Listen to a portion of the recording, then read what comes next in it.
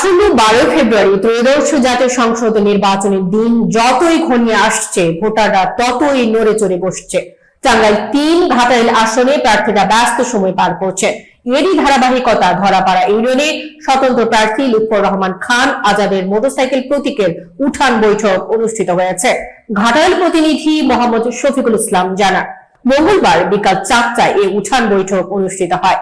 Dhalapara union বিএনপির সাবেক সাধারণ সম্পাদক ইঞ্জিনিয়ার মোহাম্মদ আমিনুল ইসলাম এর সঞ্চালনায় প্রধান অতিথি হিসেবে বক্তব্য রাখেন মোটরসাইকেল প্রতীকের স্বতন্ত্র প্রার্থী লুৎফর রহমান খান আজাদ।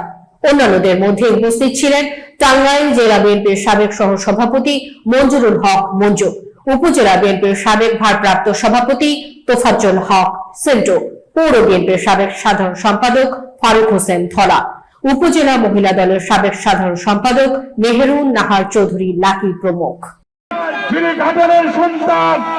আজকে বৈরাগত সন্তান আমরা দেখে কিছু করতে পারি গাড়ির মানুষের বলে দল আর একাই বিএনপি গাড়ির মানুষ দরকার নাই সে একাই বিএনপি আড়াই হত্যার উপরে দেওয়া আরো ফারুক হোসেন ধলা ভাই সহ বলে দল আর একাই বিএনপি গাড়ির মানুষ আজকের এই কর্মী সমাবেশে ওই 10 তারিখ পর্যন্তই দেখাবো, তারপরে আসলে আলো বাতাসে বড় হই নাই। মুরব্বিয়া, যুবক, ছাত্র ভালো আছে, দেখলেন না?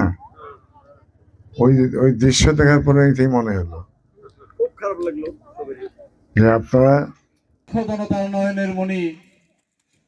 ধন্যবাদ সাহেবকে। ফারুক হোসেন ধলা ভাই, উপস্থিত আছেন সাবেক মেয়র মঞ্জুরুল ইসলাম মঞ্জু ভাই। শুভেচ্ছা অভিনন্দন, সালাম, আসসালামু আলাইকুম। প্রিয় ভাইরা বন্ধু সকলে, আমার মত নির্বিশেষে সকলের প্রতিনিধি ছিলাম। আমি সেইভাবে চিন্তা করেছি, কারো চাকরি বাকরি দেওয়ার ক্ষেত্রে কেউ যদি আসছে চাকরি বাকরি দেওয়া, আবার নিজেও আমি